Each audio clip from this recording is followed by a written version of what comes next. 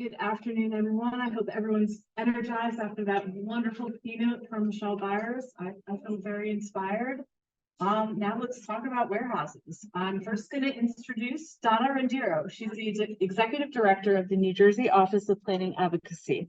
Donna was named Executive Director and Secretary of the State Planning Commission and the Executive Director of the Office of Planning Advocacy within the Department of State in July 2019. Previously, she served as Chief of Administration for the New Jersey Housing and Mortgage Finance Agency. She also oversaw New Jersey's Homeless Management Information System. Donna was the Director of Planning at the New Jersey Redevelopment Authority, Acting Director of the Office of Smart Growth, Brownfield's Policy Director. Amazing. Donna has a Bachelor of Science in Marketing from Pace University. Please welcome Donna.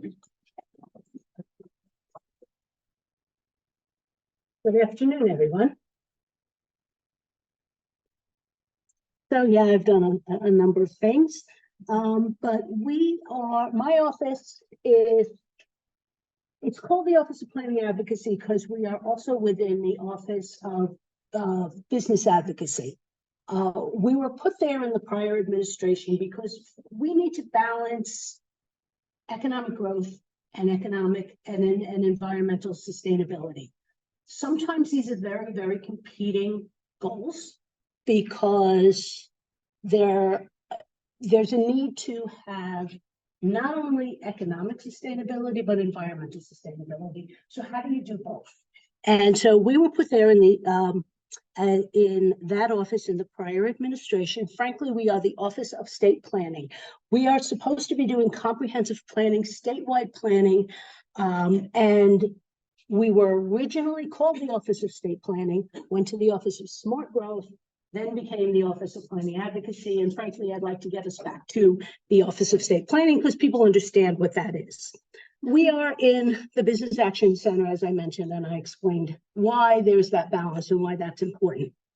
Within the Business Action Center, we have the Office of Business Advocacy. We have the Office of Export Promotion, Small Business Advocacy, our Office of State Planning, and the Cannabis Training Academy. So we do a variety of different things, but our primary responsibility is to provide technical assistance, information, and guidance to small businesses, medium-sized businesses, and municipalities on land use. So here we are to talk about warehouse guidance. Our office is not regulatory. We do not have the statutory authority to regulate land use. We are here for guidance. We coordinate state planning efforts. We implement the goals of the State Development and Redevelopment Plan. We are right now in the process of updating that State Development and Redevelopment Plan. We just started that process. Our last one was done in 2001.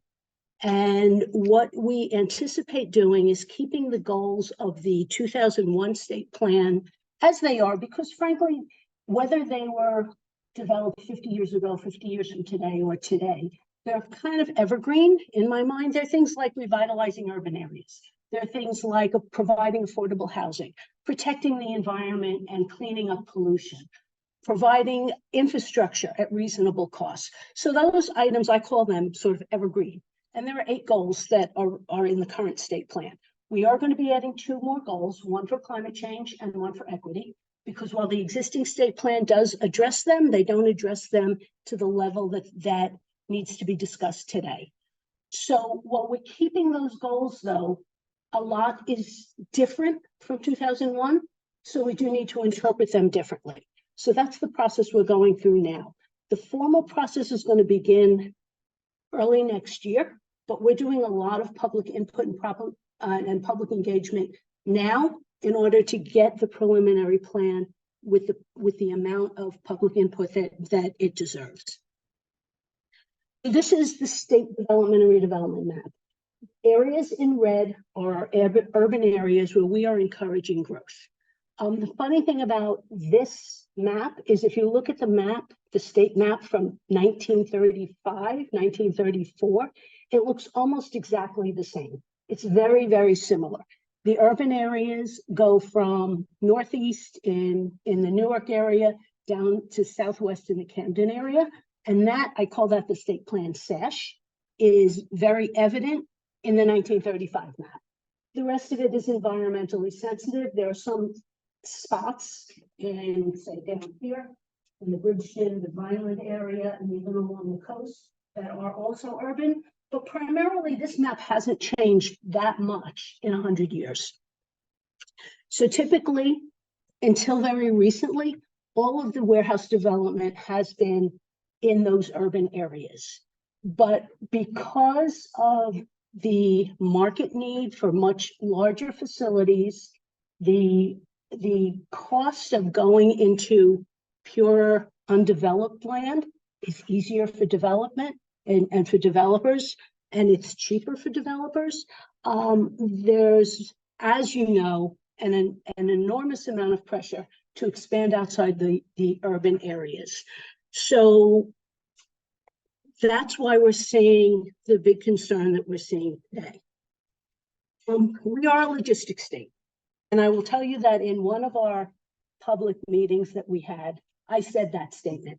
And somebody stood up and said, I respectfully disagree. We are the Garden State. And he's absolutely right. But we are also a logistics state. 12% of our employment is from the logistics industry. So part of my role as part of the State Planning Commission's role is to balance those economic interests. Everyone needs a job. Everyone needs to be able to work and support their family.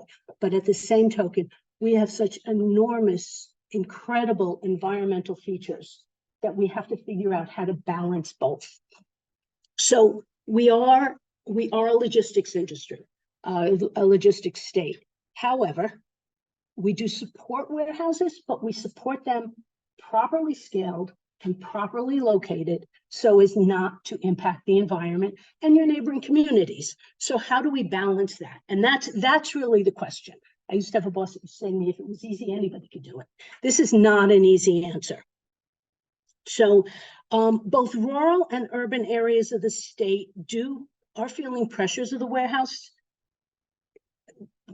business industry, but for very different reasons. Obviously, the rural communities are feeling the pressure because of the farmland risk, the elimination of the farmlands. There's environmentally sensitive areas, not only for threatened and endangered species, but for many, many other reasons. But in the urban areas, we have overburdened communities that frankly have their fair share, that the air quality is poor, that the impact of trucks is already overburdening those communities. So how do you minimize that risk as well? When the environmental justice law was signed, warehouses themselves were not considered environmentally sensitive, and that's true. The buildings themselves are not technically dirty industry, but obviously they didn't consider the mobile point pollution, and that's where the difference comes in. So we were asked to develop guidance. We heard a lot. The state should regulate this. The state should make sure that it's put in the right places. However, land use is at the local, all land use decisions are local. So we don't have a whole lot of authority other than DEP regulations, DOT regulations. But what we were asked to do was develop this guidance to create a comprehensive guideline for counties and mostly local municipalities to address some of these concerns. It does represent a collaborative effort. We did reach out to many, many different stakeholders, many different communities. It was open for a 50-day public comment period. We received a lot of comments. And about a year ago, we published this guidance. The State Planning Commission did approve this guidance. I have to have a disclaimer here that when municipalities utilize this guidance, that they should consult with their land use attorney, because everybody interprets the municipal land use law slightly differently. We are not land use attorneys. The municipal land use law which is what regulates municipal land use decisions, is not very prescriptive. for example, they have to say that it says now that they have to do a resilience plan, and they do. But they can look around and say, I don't have any problems here. Everything's great. Did I do a resilience plan? Yes, I did. Check, and it's done. We go back and look at the quantitative perspective of it. We look and say, well, did you consider your emergency facilities? Are they in vulnerable areas? Those types of things. So every municipality does interpret their municipal land use law responsibilities a little bit differently, and we are not land use attorneys. We're just identifying good land use practices that make sense. So that's a disclaimer that I do have to, my head would get very upset if I didn't do that. So pretty much everybody agrees that the guidance in this document is good document. Many public commenters felt that the state should take a more active role in reviewing and approving and or disapproving warehouse guidance. We don't have the authority to do that. The only way to do that is through legislation. There had been a few bills, there were about 5 or 6 bills in the last legislative session that address this. Some required the state planning commission to review them. Some required the counties to do it. And they had some discussion, but they didn't really go anywhere. It remains to be seen what happens in this next legislative session that comes up. So we don't have the jurisdiction to do it, but we do have the authority to provide this guidance. So that's what this is. If I look at it in rose-colored glasses, I could say, if every municipality looks at this guidance and utilizes this guidance, we won't need legislation. But that's rose-colored glasses, so that's not going to happen. So we do believe, though, that these tools are tools that municipalities can use to provide a baseline for their land use practices. So the guidelines aim, there are 3 main categories. We really believe in a proactive rather than a reactive approach, and I'll go through some of these in detail in a minute. We did provide municipal factors to consider when developing and updating a master plan, and we encourage a regional approach. Those are the 3 main themes in this guidance. The document itself has a number of these areas that are listed here that talk about certain factors that municipalities can use. We encourage when municipalities utilize them to utilize them holistically. They should not pick and choose for one item that's going to help them deny one warehouse. That becomes arbitrary and capricious. They can get sued over that. But that doesn't mean they have to take every single aspect of this and utilize it all. But they should be looking at all of the guidance holistically to say these areas are what will help get us to the vision of our municipality, what we want to see in the character of our municipality.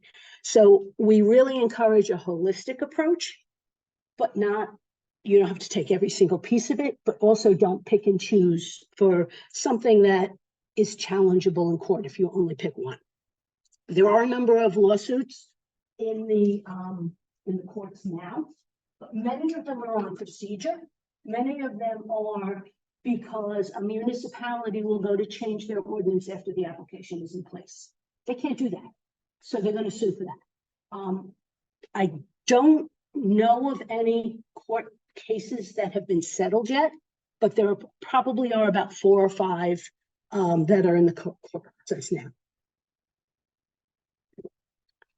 There are a number of different types of warehouses. I'm not going to go into all of these details now, but the point of this slide is to say that there are different types of warehouses, and depending on what you think is okay for your community, would go into how you would change your ordinance and what you will allow, what you won't allow.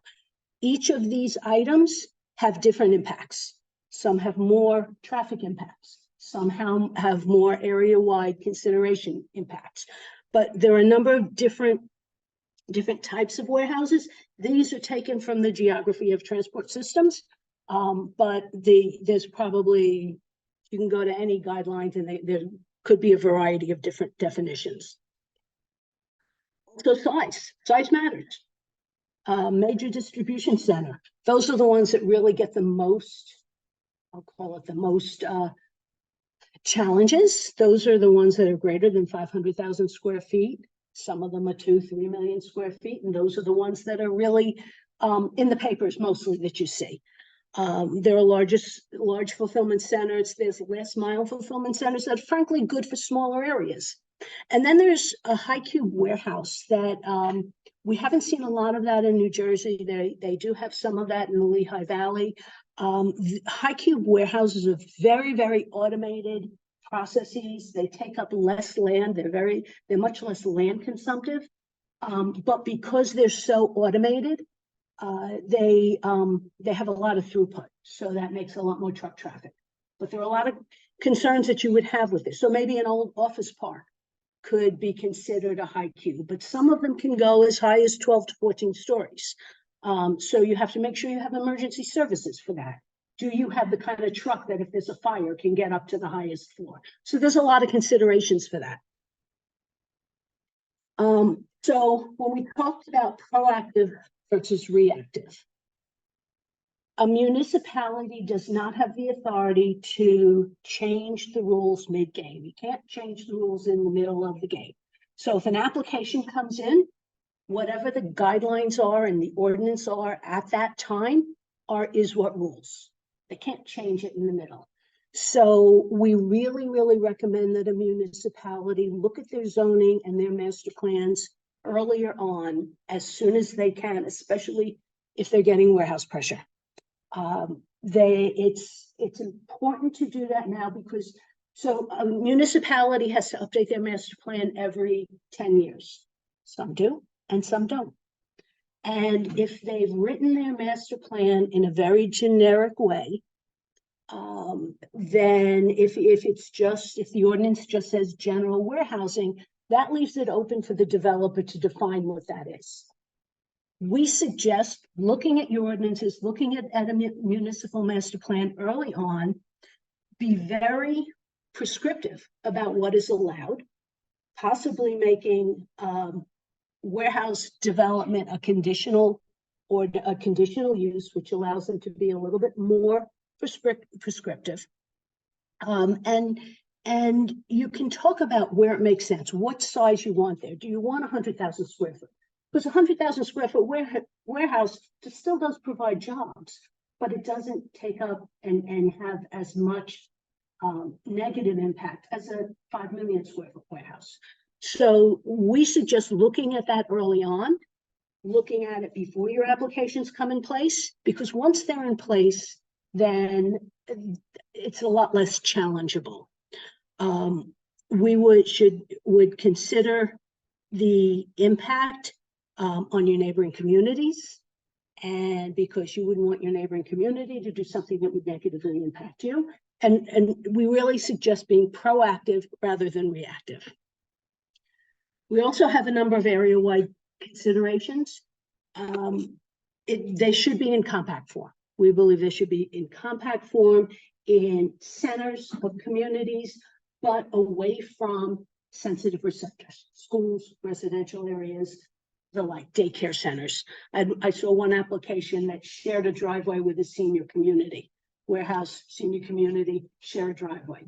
Not a good idea.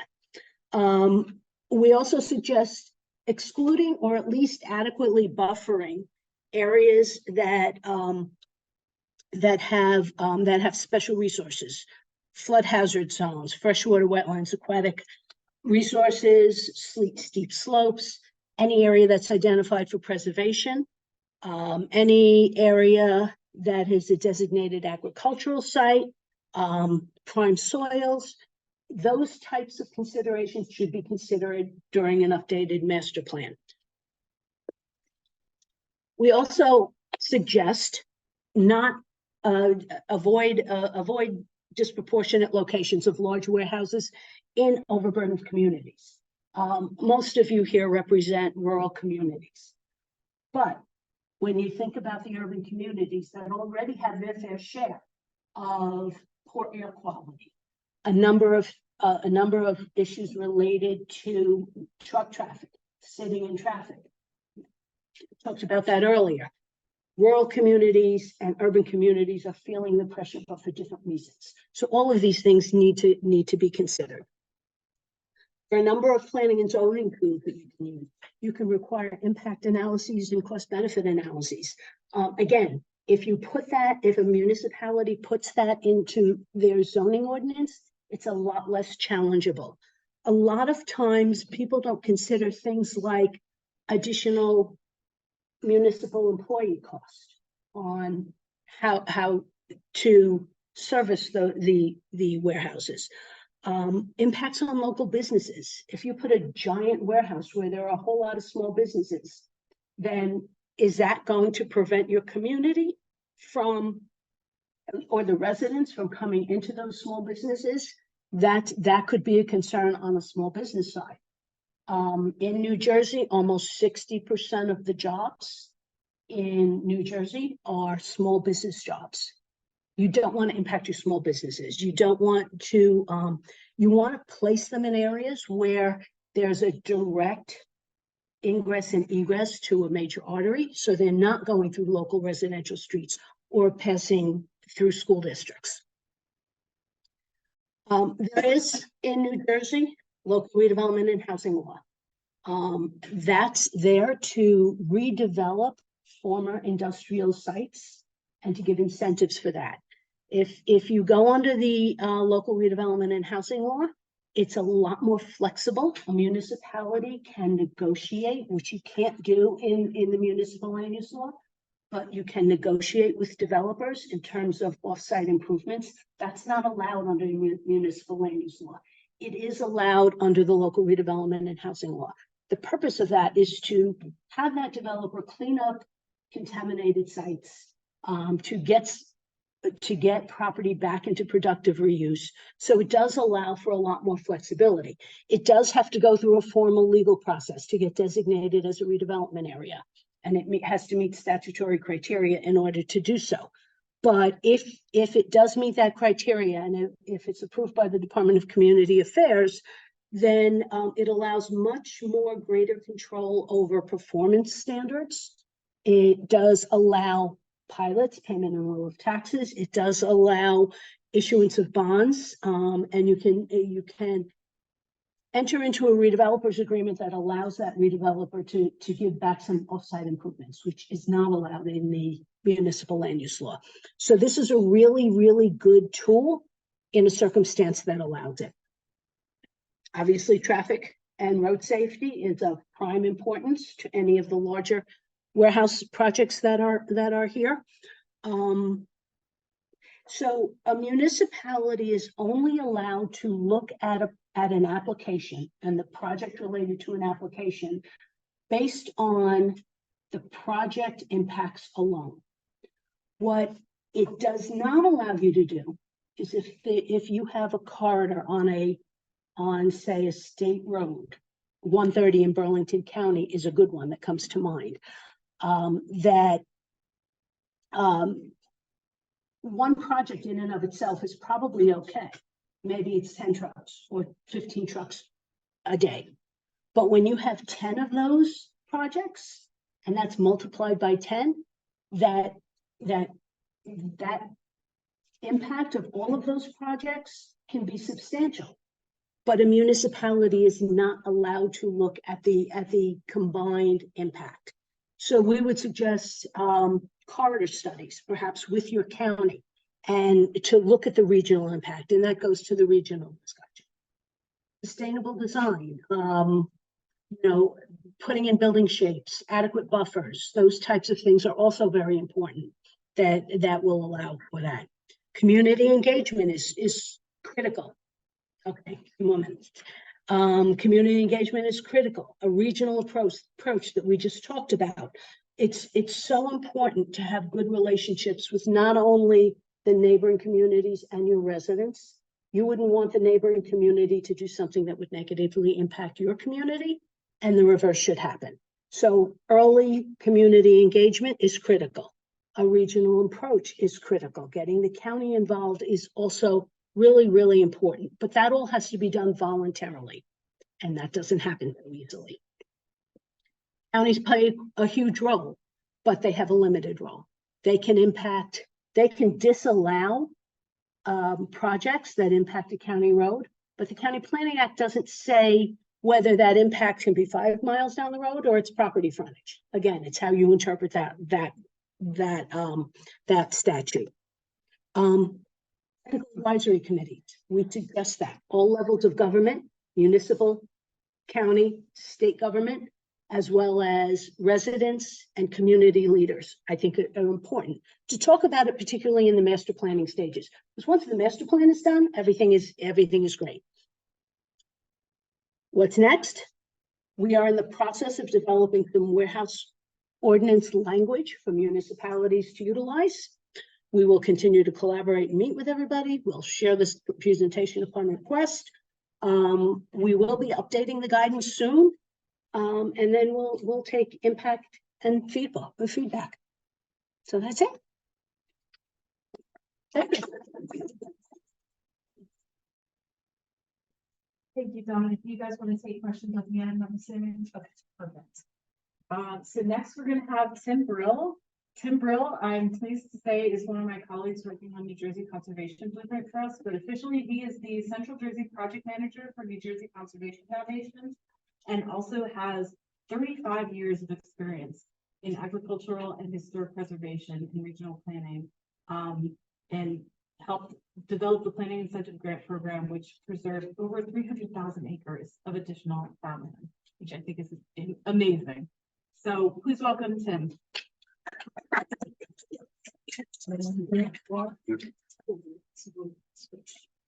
All right, thank you very much. Appreciate the opportunity. I'll try to keep these slides moving here. I have a lot of information to share, and I'll look forward to taking questions with Donna at the end of the presentation here. Over the last few years, we've been asked to intervene with local folks on warehouse proposals in various parts of the state, and we've tried to recognize our limitations at the Conservation Foundation in terms of being a partner with every warehouse proposal. It's just not physically possible for us to do that. However, we share information and guidance with our local partners wherever they may be. And we've tried to take a more proactive approach in anticipating warehouse development and other kinds of land use pressures over the years, try to get out in front of that process. And we've embarked about a year ago, after the release of the State Planning Commission guidance on warehouses, we've embarked on this warehouse siting study to kind of say, can we accommodate warehouses in strategic locations without sacrificing our best farmland or environmental resources? We started with an initial group of partners here, including the State Ag Development Committee, the Farmland Preservation Program, Rowan University, John Hassey's with us today, New Jersey Futures, original partner, and the Office of Planning Advocacy, Donna and her great staff, along with our folks. We've recently added representation from the Nature Conservancy, including Tricia, the Highlands Council, and Rutgers University. Quick overview background. You're probably all familiar. Again, we're the garden state, but we're also a supply chain and distribution state with over 1 billion square feet of industrial space, much of which is already in warehouse use. 600,000 workers in a transportation warehouse sector. It's not going away anytime soon. The pandemic accelerated commerce trends, including new warehouse facilities, exacerbating all kinds of traffic, stormwater, farmland threat concerns here. The best ag lands are also the easiest to develop, and developers certainly know that. Municipal, county master plans and zoning regulations did not really anticipate the scope of the development pressure associated with these warehouse proposals. And many municipalities don't necessarily consider warehouses to be a bad use of land within their borders. And some are intoxicated with the rateable increase that goes along with that, not necessarily aggravating school populations and those kind of things. And we all know developers tend to prefer greenfield to brownfield development with the interest of time as money here, right? You mentioned the State Planning Commission adoption of pretty thoughtful guidelines. I think they've put a lot of work into the development of these guidelines. In our opinion, very well stated here, recognizing the differences in the types of warehouses that are emerging in the marketplace. The study that we started with and are well along with, and this is still very much a work in progress, included 5 objectives here to encourage municipalities and counties to carefully review and update master plans and zoning. That's the real message today, right? Secondly, consider model ordinances, ag impact statements to help make better, more informed decisions in the development process here. Third, assist all preservation organizations to proactively prioritize the most vulnerable ag and environmental lands in their jurisdictions. Fourth, inform state and regional agencies of the potential need for amended land use laws to provide for regional reviews of larger scale projects here. We think this is an important step in the right direction. Again, many municipalities find space on the edge of their borders to locate these types of uses with the impacts traveling across political lines, right? And fifth, and very importantly, we wanted to help identify the right and wrong locations for warehouse development, including the avoidance of overburdened communities. I think that's been a big theme throughout the event today. A little bit on process here, and I'm not going to get into the numbers here, obviously, with the time we have, but we looked at building permit trends. The Department of Community Affairs maintains a database of all building permits in the state of New Jersey going back to 2004, and they've just recently updated. I'll share some of that at the end of the presentation here, but we were able to assemble every year for this time frame of building permit data for what's known as storage type facilities that includes warehouses as a separate category from other kinds of building permits. We looked at grouping those pieces of information in 3 time frames over this period to kind of see where were the pressures in the early stage of this time frame, the middle period, and the later period. Are the trends moving in certain directions? And we also looked at municipalities that have absorbed more than their share of storage facilities over these time frames. And I just, again, want you to leave today with the notion that in this period from 2004 to 2009, there were 17 municipalities that absorbed 48 million square feet. 2010 to 2015, there was only 16, so a little less, but a higher concentration in some of the municipalities, still a lower total, 32 million square feet. But in the most recent time frame, 2016 to 21, 32 municipalities absorbed more than 1 million square feet of storage space for a grand total of 95 million square feet. So not only the number of places impacted, but the scale of that impact has grown significantly. I encourage everybody in the room to take time to go into the Department of Community Affairs website to look at this development trend viewer.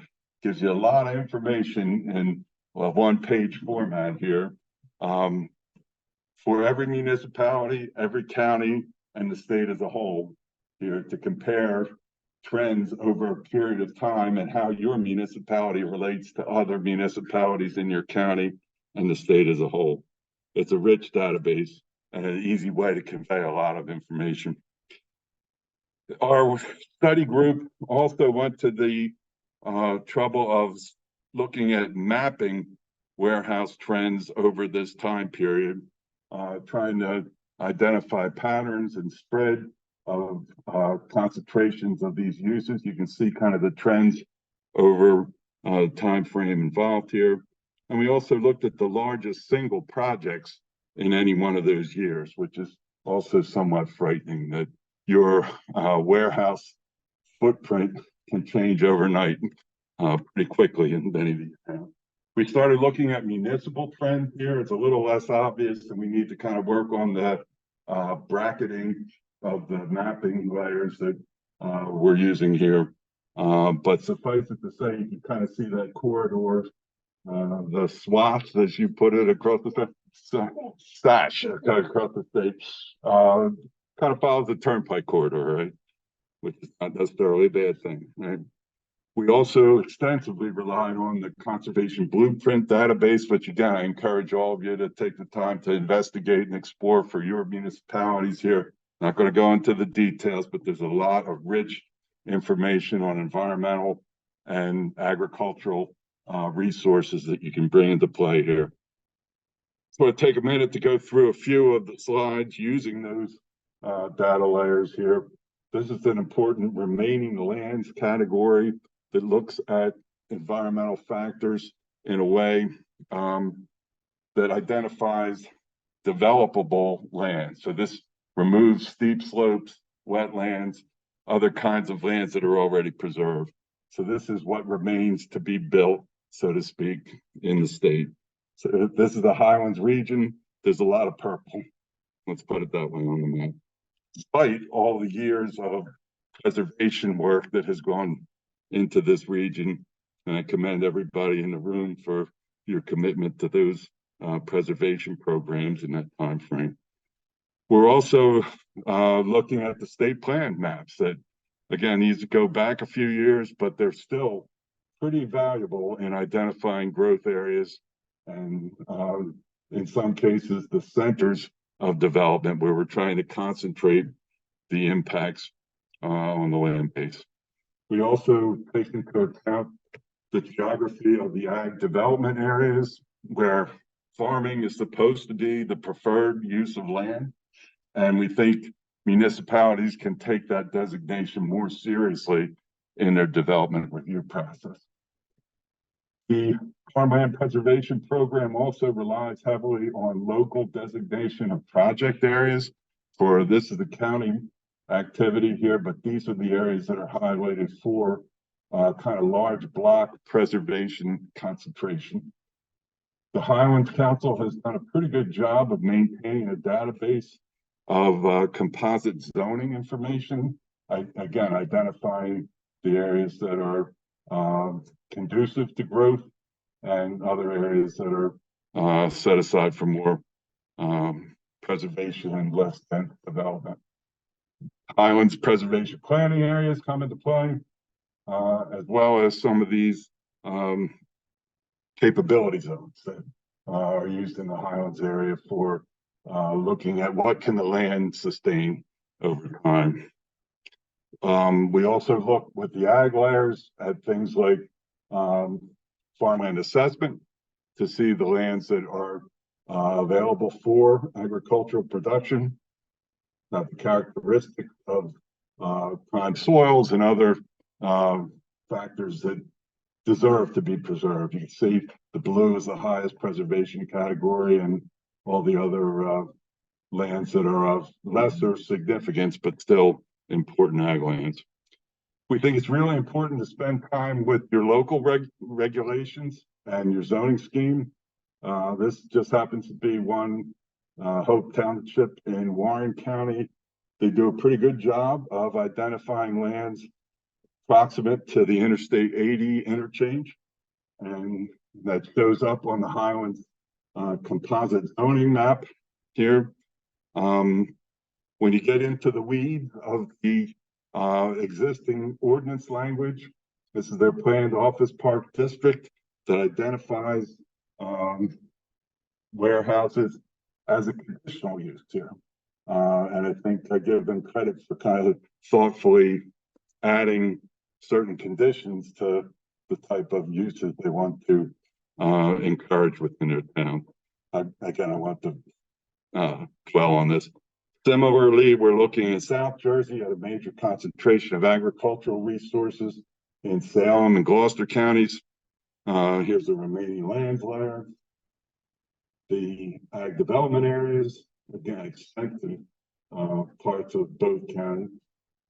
The planning incentive grant project areas, less expensive in Salem County, where they don't have sufficient resources to preserve everything they want to preserve. So they say these are the areas we're going to focus in at the expense of other portions of the county.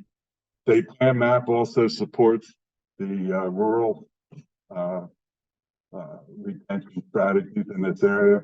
Farmland preservation, open space, here's a little more ag targeting to fill in around the already preserved farms. We've also looked at those high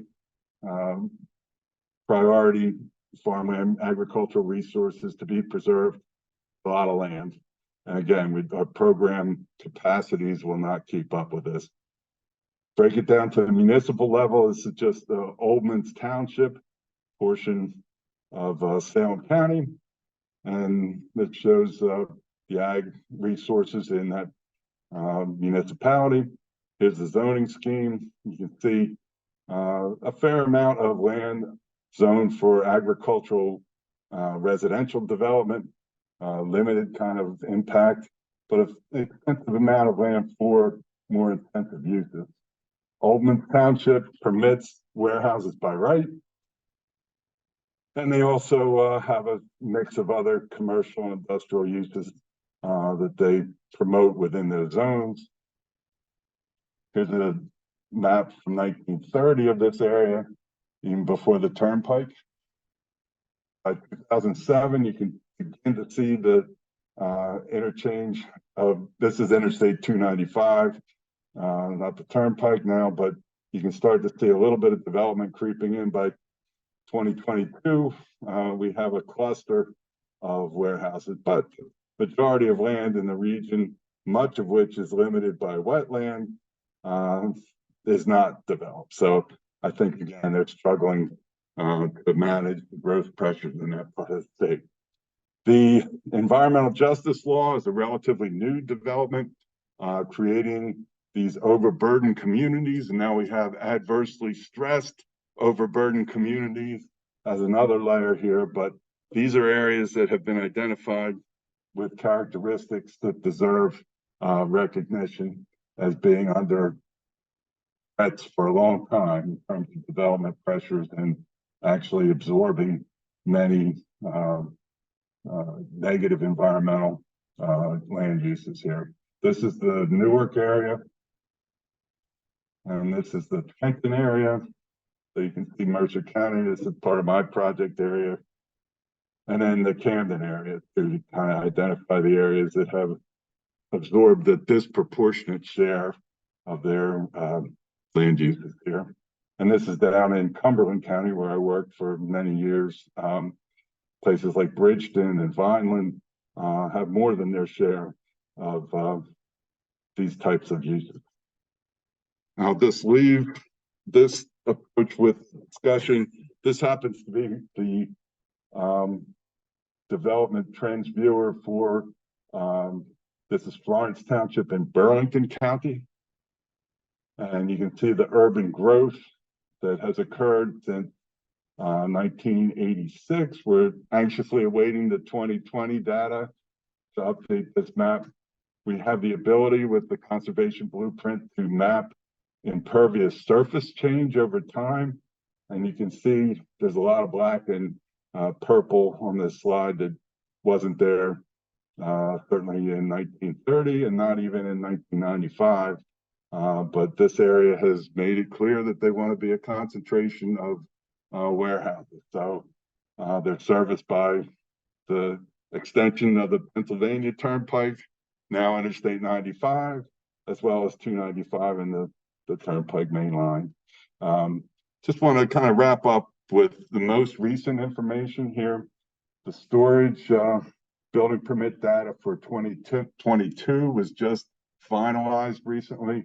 You can see the counties that have emerged as the leaders and the counties that are on the lower end of the stick, including places like Warren and Sussex. Hunterdon as well, not too high in the rankings here. The municipal breakdown, these are the top 10 municipalities by their square foot totals. 2022 was one of the highest years on record, 31.4 million square feet. The top 10 municipalities represented about 47% of that statewide total. So you can see the concentration within that group. 57 municipalities out of a total of 564 statewide had more than 100,000 square feet of storage building permits in 2022. And that accounts for about 93% of that total. So we're not talking about every municipality here. It's a relatively small subset involved here. So far this year, the good news is that a lot of factors have combined to reduce the amount of development approvals for storage uses. It's a rate of about half of the pace that we were proceeding under in 2022. And if you look at the municipal breakdown here, the top 10 municipalities here are responsible for about 62% or almost 2/3 of the grand total here. So 24 municipalities had more than 100,000 square feet of building permits, accounting for about 86% of the statewide total. So I think that's a telling kind of statistic about where we're headed. I'll just again wrap quickly with the next level of discussion that we're engaged in here, looking at the footprint of these projects. At every million square feet of warehouse, that's 23 acres is 1 million square feet for the building alone. And then we're looking at site examples that consume 2 to 3 times additional space in that process with parking and loading and stormwater retention facilities. So over the 2000 to 2021 timeframe, we're looking at somewhere between 23,000 and 31,000 acres of total footprint for these warehouse projects. So it's not insignificant, but it's not the end of the world either. That is what I try to tell people here. Part of the project also looking at access to limited access highways and their interchanges. This happens to be in Burlington County. We're looking at different distance radius from the interchange as being attractive to these kinds of development. We're also then looking at within that zone, what are the preservation plans for those areas? This is the mix of ag development areas and county project areas within this part of Burlington County. You can see the preservation activity that's already taken place in this area.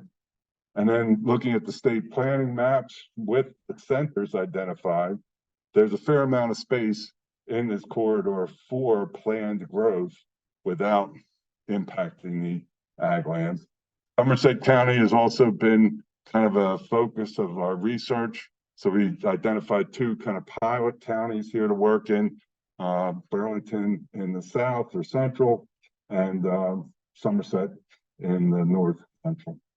Down in the deep south here, we're looking at Salem County impacts, looking at different radiuses from those interchanges, kind of get a sense, again, similar analysis.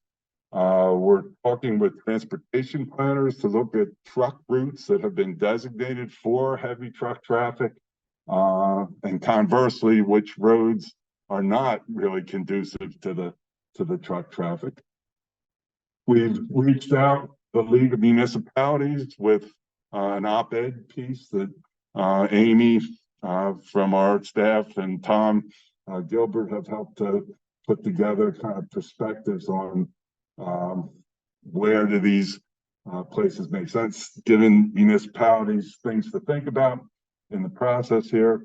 We participated in a number of webinars on the topic. There's our fearless Donna out with her staff on one of the sessions here. State planning conference this past June. The economic trends included a heartwarming statistic for those of us who are not looking to see more warehouses. Jeff Otto, a respected economist, talked about the negative absorption rate of warehouses for the first time in a long time. The number of warehouse leases that were expiring has exceeded the new leases for warehouse space. So this is a change, dramatic change in the economic market for warehouses. I'm not an expert, but while rents are still increasing, it looks like the demand may have peaked for the short run. Some people say that's the result of the pressure that occurred with the updated stormwater regulations. The developers were moving quickly to get approvals before those regulations took effect. Many others feel that it was a result of higher interest rates and a tightening of commercial loan access for funding. It's important for everybody to pay attention to trends over time, including how often John and others are hitting the Amazon order button here. I love this Amazonification term here that was in the latest planners study here. But paying attention to changes and trends in e-commerce, I think, are really important. And next steps in our process, I'll leave you with some of the things that we're working on. We want to continue to share information with our study group partners and then others at the local level.